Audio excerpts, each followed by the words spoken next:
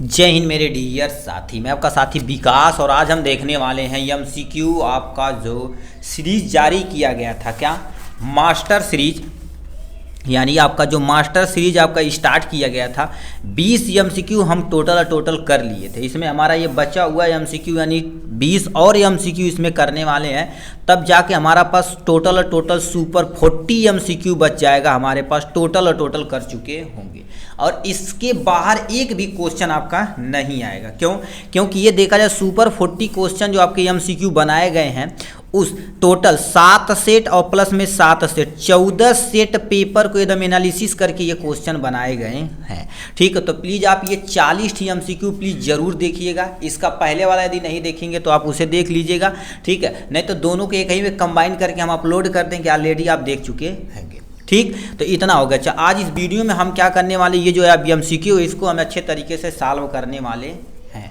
ठीक, थोड़ा सा देखिए 20 एमसीक्यू है और 20 एमसीक्यू और था। ठीक है, दोनों को हमने कर लिया है। ये तो आपका सेकंड है। ठीक है, ये अब तो कोचिंग क्लासेस है जो ऑफलाइन क्लासेस चलती है टीचर कॉलोनी में, खलीलाबाद, संत कबीर नगर। ठीक है, तो ये होगा। अब इसमें होता क्या है, ध्यान से पहले क्वेश्चन वर्ड सुनिए एकदम अच्छे तरीके से। क्या दिया है, सबसे पहले पूछ दिया है दूरदृष्टि दोष के निवारण के लिए उपयुक्त लेंस होता है। देखिए हमारे पास टोटल 3 दृष्टियाँ होती हैं दोष में। सबसे पहले निकट दृष्टि दोष, दूर दृष्टि दोष और जरा दृष्टि दोष। तो इसमें कह दिया है दूर दृष्टि दोष निवारण के लिए क्या होता है, उत्तल लेंस का प्रयोग किया जाता है। किसका प्रयोग किया जाता है, उत्तल लेंस। ऑप्शन में कहीं दिया है अवतल लेंस, उत्तल लेंस, दुई फोकस लेंस, जरा दृष्टि दोष में कोई नहीं। तो यहाँ पर क्या हो जाएगा, दूर दृष्टि दोष निवारण के लिए उत्तल लेंस का प्रयोग करते हैं, तो उत्तल lens is the correct option हो जाएगा। नेक्स्ट में चलते हैं। अब दूर दृष्टि दोष होता क्या, दूर दृष्टि दोष ऐसा दोष जिसमें दूर की वस्तु स्पष्ट दिखाई देती बट निकट की वस्तु स्पष्ट नहीं दिखाई देती, उसे दूर दृष्टि दोष बोला जाता है। ठीक है, तो दूर दृष्टि दोष निवारण के लिए किस लेंस का प्रयोग करते हैं, उत्तल लेंस का प्रयोग करते हैं। नेक्स्ट में क्या लिख रखा है, एक चुंबकीय क्षेत्र में क्षेत्र के लंबवत स्थित विद्युत धारावाही चालक पर लगने वाली बल की दिशा, याद रखना, देखिए बल की दिशा हमसे पूछा हुआ है, चुंबकीय क्षेत्र की दिशा के समांतर होता है या चालक में प्रवाहित होने वाली धारा की दिशा के समांतर होता है या दोनों दिशाओं के लंबवत होता है, इनमें से कोई नहीं। इसको हम थोड़ा सा आपको छोटा करते हैं, आपको बताते हैं। ये आप ऐसे सुने होंगे फ्लेमिंग के बाएं हाथ का नियम, तो इसे क्या बोला जाता है, यफ। यफ मतलब फादर हो गया, ठीक है, और ये यम मतलब क्या हो गया, मदर हो गया, सी मतलब क्या होगा, चाइल्ड हो गया। अब देखिए ये आपके सामने हमने लिख दिया यहाँ से। अब होता क्या, ये अंगूठा किसकी दिशा को बताता, अंगूठा हमारी बल की दिशा को बताता, और यम मतलब मैग्नेट मतलब चुंबकीय क्षेत्र की दिशा को बताता, सी मतलब करंट। ठीक है, करंट मतलब क्या होता है, सी मतलब करंट, ये करंट की दिशा को, तो ये करंट की दिशा को, और ये तुम्हारे पास चुंबकीय क्षेत्र की दिशा को, और ये अंगूठा बल की दिशा को बताता है। तो एक दूसरे के दोनों देखा जाए तो लंबवत है, लंबवत रहेंगे। तो फ्लेमिंग के बाएं हाथ का नियम कहता है तीनों अंगुलियों को इस प्रकार फैलाइए कि एक दूसरे के लंबवत हो। तो 1 और 2 दूसरे के लंबवत बल है। ठीक है, बल इसके क्या होता है, लंबवत होता है। तो कहीं ऑप्शन में दिया दोनों दिशाओं के लंबवत, ये तुम्हारे पास क्या हो जाएगा, करेक्ट ऑप्शन, यानी सी वाला ऑप्शन क्या होगा, करेक्ट ऑप्शन हो जाएगा। ठीक है, नेक्स्ट में क्या लिख रखा, किसी भी लेंस की क्षमता की इकाई होती है मीटर प्रति मीटर पर सेकंड, इनमें से कोई नहीं। आपको बताते हैं लेंस का, ठीक है, क्षमता का आपको फार्मूला पहले पता होना चाहिए। क्षमता का फार्मूला क्या होता है भाई, कहीं दिया कोई, देखिए क्षमता का फार्मूला क्या होता, P बराबर 1/F मीटर में होता। तो इसका जो मात्रक होता प्रति मीटर, यानी प्रति मीटर आपका जो भी ऑप्शन रहेगा आपका सही हो जाएगा। क्या होगा, प्रति मीटर, कहीं ऑप्शन में दिया है। तो यहाँ पर क्या हो जाएगा, किसी भी लेंस की क्षमता की इकाई, क्षमता मतलब पावर की जो फार्मूला होता है आप जानते हैं, P बराबर क्या होता है, 1/F मीटर में होता। तो यानी प्रति मीटर प्रति मीटर पर सेकंड, इनमें से कोई नहीं, तो प्रति metre is the correct option हो जाएगा। नेक्स्ट में क्या लिखा है, किसी विद्युत चालक का प्रतिरोध किन बात पर निर्भर करता, प्रतिरोधक यानी प्रतिरोध पूछा, R की वैल्यू होती। देखिए अब R का फार्मूला क्या होता है, R इक्वल टू क्या होता है, रो यल अपान में क्या होता है, A होता है। आपके सामने ये प्यारा सा फार्मूला होता है। ठीक, किसी चालक का प्रतिरोध लंबाई पर निर्भर करता, अनुप्रस्थ काट का क्षेत्रफल पर निर्भर करता और विशिष्ट प्रतिरोधकता पर निर्भर करता, यानी 3 चीज़ों पर निर्भर करता, और चालक के पदार्थ पर भी निर्भर करता है। तो ऑप्शन में क्या दे रखा है, तार की लंबाई यानी यह लंबाई पर निर्भर करता, हमसे पूछा नहीं निर्भर करता है। चालक के पदार्थ के घनत्व पर, इस पे भी निर्भर करता है। चालक के अनुप्रस्थ काट यानी क्षेत्रफल पर निर्भर करता, आकार पर निर्भर नहीं करता है। तो यानी ये वाला ऑप्शन क्या होगा आपका करेक्ट ऑप्शन हो जाएगा। नेक्स्ट में क्या लिख रखा है यहाँ 5वां नंबर, किसी विद्युत धारावाही चालक के कारण उत्पन्न चुंबकीय क्षेत्र की दिशा ज्ञात करने के लिए किस नियम का प्रयोग करते हैं। अब देखिए ध्यान से क्वेश्चन पूछा, धारावाही चालक के कारण उत्पन्न चुंबकीय क्षेत्र हमसे कहा, क्या पूछा चुंबकीय क्षेत्र। अब आपको छोटा करके हम बताते हैं, देखिए ये आपके सामने एक प्यारा सा पेन हो गया, इसको तुम चालक तार मानो और इसको तुम ऐसे पकड़िए, देखिए ऐसे पकड़ेंगे ना तो ये जो बताइए ये हमारी चारों उंगलियां क्या होती है चुंबकीय क्षेत्र की दिशा को बताती है और अंगूठा क्या होगा बल की दिशा को बताता है, ठीक है, करंट की दिशा को बताता है, ठीक है। फ्लेमिंग के बात हाँ करना, ये अंगुष्ठ का नियम ये चुंबकीय क्षेत्र को बताता है। तो यहाँ पर क्या लिख रखा, किसी धारावाही चालक के कारण, ये आपके सामने धारावाही चालक होगा, इसको ऐसे पकड़ेंगे तो ये चुंबकीय क्षेत्र को और ये बल की दिशा को बताता है, ठीक है भाई। बल नहीं थोड़ी भाई, करंट की दिशा को बताता, धारा की दिशा को बताता, करंट इसमें नहीं है। तो फ्लेमिंग के दाएं हाथ का नियम, तो दाहिने हाथ के अंगुष्ठ का नियम, तो ये वाला ऑप्शन क्या हो जाएगा करेक्ट ऑप्शन हो जाएगा। नेक्स्ट में क्या लिखा, किसी परिपथ में लगे विभवांतर, याद रखा विभवांतर को स्थिर रखते हुए परिपथ के प्रतिरोध को 3 गुना कर दिया जाए, प्रतिरोध को 3 गुना कर दिया जाए तो धारा का तुम्हें गणना करना पड़ेगा, धारा की आपको गणना करनी पड़ेगी। अभी कैसे करेंगे ध्यान से सुनिए, देखिए ओम के नियमानुसार क्या जानते हैं, V बराबर हम क्या जानते हैं IR जानते हैं, ठीक। अब धारा पूछा तो धारा इधर आएगा तो धारा बराबर क्या हो जाएगा V बटे में R हो जाएगा, ये आपके सामने हो जाएगा। फिर V को तुम्हें स्थिर रखना, V को यानी कांस्टेंट रखना पड़ेगा, ठीक है। तो V को उड़ा देंगे तो I बराबर क्या हो जाता है हमारे पास टोटल और टोटल देखा जाए तो 1 बटे में R हो जाता है, यानी डायरेक्टली प्रोपोर्शनल होता है। अब प्रतिरोध को 3 गुना कर दिया जाए तो 1 हो जाएगा, ऐसे करके 1 बटे 3 R कर दिया जाए, यदि 3 R कर दिया थोड़ा सा दूर करके लिखा जाए तो I बराबर कितना हो जाएगा, I बराबर में नहीं 1 बटे में 3 R हो जाएगा, यानी I इसका क्या हो जाएगा 1/3 हो जाएगा, क्या हो जाएगा 1/3। यदि 1/3 होगा तो कहाँ दे रखा 1/3, मतलब ये वाला ऑप्शन सही हो जाएगा। यदि कह देगा दुगुना होगा तो यहाँ पर आधा हो जाएगा, ठीक है। यहाँ पर मान लेते 4 गुना हो जाएगा तो तुम्हारे पास क्या हो जाएगा, आप जानते रहते 1/4 कर देंगे, भरने से आंसर आ जाएगा, ठीक, इसमें हो जाएगा। नेक्स्ट में क्या दे रखा है, कॉलम A कॉलम B से मिलाइए, मतलब कॉलम A कॉलम B से आपको मिलाना पड़ेगा। देखिए ओम किसका मात्रक, प्रतिरोध का मात्रक, तो इस पे मिला देंगे। वाट किसका मात्रक, शक्ति का मात्रक, इस पे मिला देंगे। एम्पियर किसका मात्रक, धारा का मात्रक, इस पे मिला देंगे। वोल्ट किसका मात्रक है, विद्युत विभवांतर का मात्रक। अब यहाँ से आपको 4 ऑप्शन देगा जो हमने नहीं लिखा है, बट आपको ऐसे ही करना है, ठीक। इससे भी क्वेश्चन पूछा था, विद्युत विभवांतर का मात्रक वोल्ट होता, विद्युत धारा का मात्रक एम्पियर होता, विद्युत शक्ति का मात्रक वाट होता, ओम का विद्युत प्रतिरोध का मात्रक क्या होता, ओम होता है, ठीक है। तो इसी तरह से आपको क्या कर देना है, बता देना है, ठीक है। चलिए नेक्स्ट में चलते हैं, क्या दे रखा है, नेक्स्ट पे आ जाते हैं, क्या बोल दिया। एल्कीनों के समान सूत्र क्या होते हैं, एल्कीन का देखा जाए तो एल और यहाँ पर क्या हो जाएगा ANE, एल्कीनों का समान सूत्र क्या होता है CnH2n और प्लस में आपके सामने क्या होता है 2 होता है, ये आपके सामने फार्मूला होता है। तो क्या दे रखा CnH2n -2, तो ये एल्काइन का होता है। ये देखा जाए तो एल्केन का फार्मूला यही है, और ये तुम्हारे पास एल्कीन का होता है, एल्कीन ENE रहता है और इसमें ANE रहता है और इसमें YNE रहता है। ये स्पेलिंग नहीं समझ में आता ना तो इसका इंग्लिश वर्जन देख लेना थोड़ा सा IUPAC नेम में, तो आपका ज़्यादा क्लियर हो जाएगा, ठीक है। नेक्स्ट में क्या दे रखा, कौन सी धातु कमरे के ताप पर ठोस अवस्था में नहीं पाई जाती है, मैग्नीशियम, मरकरी, कॉपर या एल्युमिनियम। आपको बता देना चाहते हैं एक ही धातु है मरकरी, मरकरी क्या होगा कमरे के ताप पर द्रव अवस्था में पाई जाती है। तो ये पूछेगा, ऐसे पूछ सकता कमरे के ताप पर कौन सा ठोस है, ठीक है, कौन सा पदार्थ है जो द्रव अवस्था में पाया जाता है, तो किस पे मारेंगे आप, मरकरी पे मारेंगे। इसमें कर दिया उल्टा, ठोस नहीं है तो किस पे मारेंगे आप, मरकरी में तब भी पे मारेंगे, ठीक है।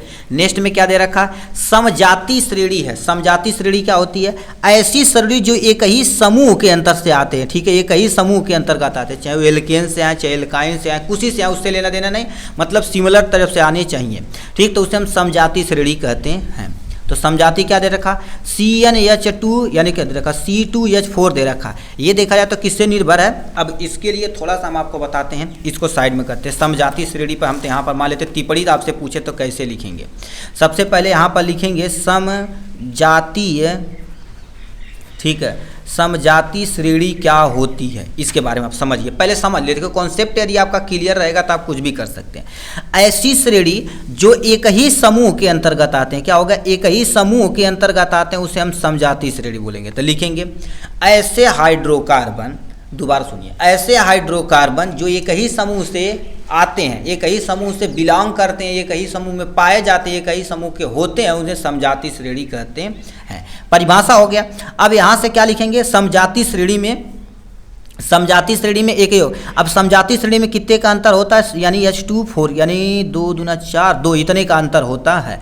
ठीक, इतने का अंतर होता है, मतलब एक समजाति श्रेणी में दूसरे समजाति श्रेणियों का जो अंतर होता है, इतने का अंतर होता है। इनके अणुभारों का अंतर कितना होता है, 14 AMU होता है। पहले परिभाषा, ये 2 प्रॉपर्टी लिख देंगे, यहाँ पर क्या लिख देंगे आप, उदाहरण लिख देंगे। ठीक है, अपना काम हो जाएगा। ठीक है, तो इसी तरह से लिखना है। पहले परिभाषा, समजाति श्रेणी किसे कहते हैं, ऐसा हाइड्रोकार्बन जो एक ही समूह से यानी आते हैं, उसे समजाति श्रेणी बोलते हैं। यानी 2 समजाति श्रेणी में, एक ही समजाति श्रेणी में जो तुम्हारे पास 2 चीज आते हैं, क्या 2 कोई हाइड्रोकार्बन आते हैं, उनके कार्बन के बीच में अंतर कितना होना चाहिए, इतने का अंतर होना चाहिए। अणुभार कितना होना चाहिए, इतने का भी अंतर होना चाहिए। फॉर एग्जाम्पल से समझेंगे, जैसे मान लेते हैं एल्केन से हम लेते हैं, कुछ से भी ले सकते हैं।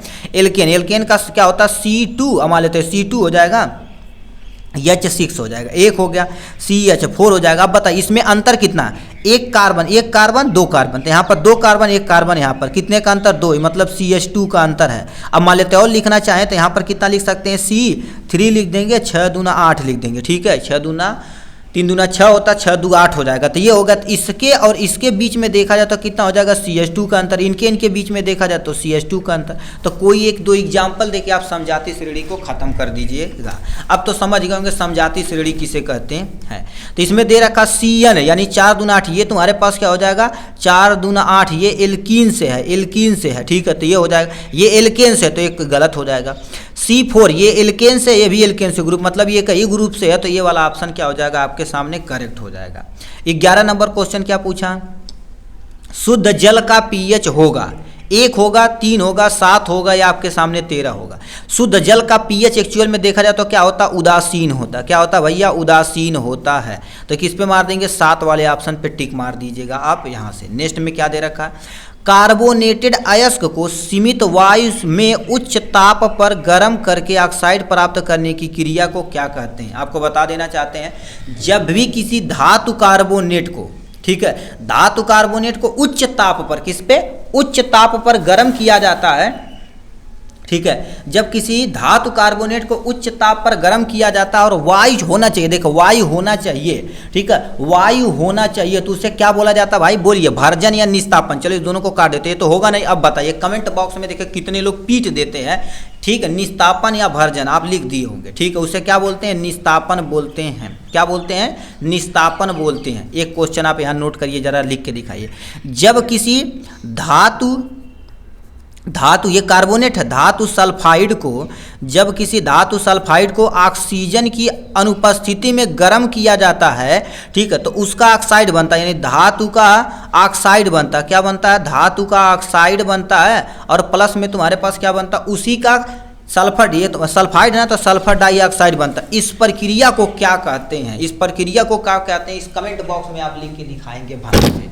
ठीक है, ये तो इसको आप लिख के दिखाएंगे। नेक्स्ट में क्या देखा, 1 बिलियन लाल लिटमस को नीला कर देता। एक ऐसा बिलियन है जो लाल लिटमस को नीला कर देता, तो उसे हम क्या बोलते हैं, क्षार बोलते हैं। तो क्षार का pH कितना होता है, 7 से आगे जाता, 7 से इधर 14 के बीच में होता, 7 से 14 के बीच में होता है। तो ये अम्ली मतलब ये वाला ऑप्शन क्या हो जाएगा आपके सामने, करेक्ट ऑप्शन हो जाएगा। ठीक है, 13 नंबर का डी सही है आपके सामने। ठीक है, नेक्स्ट पे आ जाते हैं, इस पे आ जाते हैं। अब क्या लिख रखा, एक लिंगी फूल का उदाहरण है। एक लिंगी फूल ऐसे फूल होते हैं जो जिसमें चाहे नर हो चाहे मादा, उसे एक लिंगी बोला जाता है, एक लिंगी बोला जाता है। तो एक लिंगी तुम्हारा एग्जाम्पल है क्या, पपीता। तो ये वाला करेक्ट ऑप्शन हो जाएगा। नेक्स्ट में क्या लिखा, हाइड्रा में प्रजनन होता है। देखिए हाइड्रा में देखा जाए तो मुकुलन के द्वारा उसमें प्रजनन होता है। किसके द्वारा, मुकुलन में द्वारा होता है हाइड्रा, तो ये मुकुलन क्या हो जाएगा, करेक्ट ऑप्शन हो जाएगा। ठीक है, नेक्स्ट में क्या लिख रखा, मादा जनन तंत्र के किस भाग में लूप स्थापित किया जाता है। ठीक है, दोबारा क्वेश्चन सुनिए, मादा जनन के किस भाग में लूप स्थापित किया जाता है। अब देखिए मादा जनन, आप थोड़ा सा ऐसे करके यहाँ से देखे होंगे, ठीक है, तो यहाँ से क्या कर देंगे, ऐसे करके यहाँ हो जाएगा। ठीक है, ये आपका क्या हो जाएगा, मादा जनन का पार्ट हो जाएगा। ठीक है, तो इनके अंदर यहाँ एक लूप होता था, ऐसे कापर टी होता है, इसी के अंदर लूप स्थापित किया जाता है। इस वाले पोर्शन को क्या बोलते हैं, गर्भाशय बोला जाता है। क्या होगा, गर्भाशय। अंडाशय, अंडवाहिनी, गर्भाशय, तो गर्भाशय इज द करेक्ट ऑप्शन हो जाएगा। ठीक, नेक्स्ट में क्या दे रखते हैं, 7वां नंबर, पौधों में फ्लोएम का कार्य होता है, यानी पौधों में फ्लोएम का काम होता है। यफ से फ्लोएम, यफ से समझिए फूड, फूड मतलब खाना होता है। ठीक है, तो फ्लोएम क्या करता है, जल व खनिज पदार्थों का परिवहन करता। नो, ये किसका काम है भैया, जाइलम का काम है। किसका काम है, जाइलम का, और ये भी ऑप्शन में क्वेश्चन पूछा गया है। तो फ्लोएम की जगह जाइलम लगाए तो पहला ऑप्शन करेक्ट हो जाएगा। बट यदि कहेगा फ्लोएम की जगह तुम्हारे पास क्या करना पड़ेगा, ठीक है, फ्लोएम की जगह यदि कहेगा तो हमें क्या करना पड़ेगा, खाद्य पदार्थों का परिवहन, तो यानी ये वाला ऑप्शन क्या हो जाएगा, आपका करेक्ट ऑप्शन हो जाएगा। नेक्स्ट में क्या लिख रखा है, 18 नंबर, कौन सा आहार श्रृंखला का निर्माण करता है। आहार श्रृंखला मतलब सबसे पहले कोई एक उत्पाद होना चाहिए। जैसे घास हो गया, घास अपना भोजन स्वयं बनाता है। घास को कौन खाएगी, हमारे पास बकरी खा जाएगी। ठीक, बकरी को कोई एक मानव यानी आदमी के द्वारा खा लिया जाएगा। ठीक है, आदमी के द्वारा खा लिया जाएगा, तो घास हो जाएगा, बकरी मानव, तो कहीं दिया घास बकरी मानव, तो ये वाला ऑप्शन क्या होगा, करेक्ट ऑप्शन हो जाएगा। नेक्स्ट में क्या लिख रखा, 19 नंबर, कौन मानव में मादा जनन तंत्र का भाग नहीं है। याद रखना, मादा जनन तंत्र का भाग नहीं है। अंडाशय, तो ये देखिए ये अंडाशय इसको बोलते हैं, इस वाले को क्या बोलते हैं, डिम्बवाहिनी, या आपको फैलोपियन ट्यूब बोला जाता है। इसे गर्भाशय बोला जाता है, सर्विक्स यानी वेजाइना होता है। ठीक है, तो ये तुम्हारे पास क्या दे रखा है, शुक्रवाहिनी, डिम्बवाहिनी, गर्भाशय, ये तुम्हारे पास शुक्रवाहिनी मेल में पाया जाता है, जो शुक्राणु को एक स्थान से दूसरी जगह स्थानांतरण करता है। ठीक है, ये हो गया। नेक्स्ट में क्या लिख रखा है, शुक्राणुओं का निर्माण होता है शुक्रवाहिनी में, अंडाशय में, वृषण में या यकृत में। आपको बता देते हैं शुक्राणु का निर्माण किसके अंतर्गत होता है, हमारे पास वृषण के अंतर्गत होता है। किसके अंतर्गत, वृषण के अंतर्गत होता। तो ये वाला ऑप्शन क्या हो जाएगा भाई, करेक्ट ऑप्शन हो जाएगा। ठीक, इतना हमारा 20 MCQ था। अब हम नेक्स्ट वीडियो में मिलेंगे इसके आपके खंड ब के साथ, जो एग्जाम के पॉइंट ऑफ व्यू से देखा जाए तो बड़ी इंपॉर्टेंट क्वेश्चनों में से एक है। ठीक, चलिए आज के लिए बस इतना ही, फिर मिलेंगे नेक्स्ट वीडियो में नेक्स्ट टॉपिक के साथ। तब तक के लिए bye bye and take care.